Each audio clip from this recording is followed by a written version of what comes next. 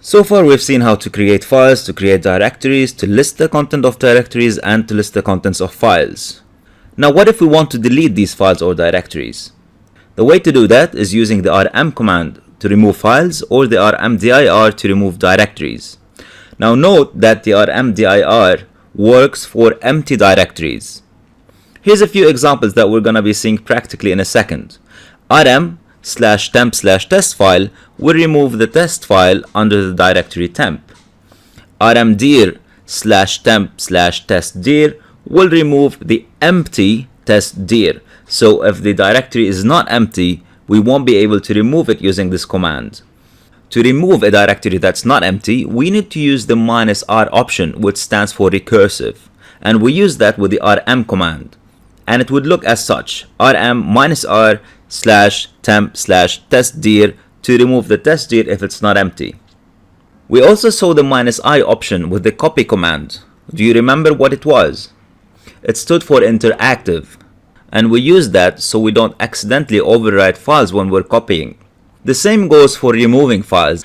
If we don't want to accidentally remove a file before Linux prompts us and asks us to verify, we can use the -i switch. For example, rm-r for recursive, -i for interactive, /temp/testdir will remove the test directory and everything inside the test directory, but only after Linux asks us to verify. And last but not least, the rm-rf. -r again stands for recursive, and the f in this instance stands for force. And we use that in case a directory, for example, is being used by a program and we cannot normally access it or delete it. If we want to force the delete regardless of what program is using it or what other user is using it, we can use the f command. Let's see how that looks like. I'm going to open the graphical interface so we can also visualize what's happening on the command prompt. And I'm going to go to the temp directory. Inside the temp directory, as you can see, there's the dir, testdir, and a bunch of other files. On the command line, I'm going to cd into the temp directory. And I'm going to start with the easiest option by removing one of the files. I'm going to type rm and the file name. In this case, it's test file, and hit enter. And as you can see on the right hand side, test file is now gone. Now I want to remove a directory.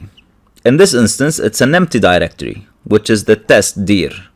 To do that, I can use the rmdir space testdir. Let's try that with the dir1. If you remember, dir1 had another directory inside it. And now Linux is complaining. It's telling me that directory is not empty. I cannot remove it. What do we do in this instance? We use the rm command with the -r option. And there we go, it's gone. So in this instance, we removed dir1 and whatever was inside dir1. Now let me try the interactive option with test file 2.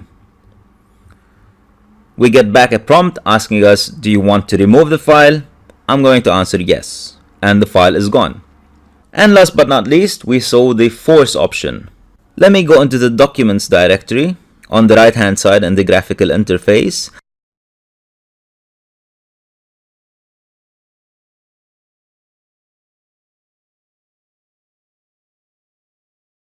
And to do that on the command prompt, and this is where the tilde is useful. Remember when we addressed this in the earlier sections? I'm going to try rm-rf tilde, which stands for my home directory, and document / the directory name. Using the -rf option, I'm forcing the removal of this directory in case it's being used by another user, for example, and now it's gone. Pretty easy stuff, straightforward. Let's move on to the next section.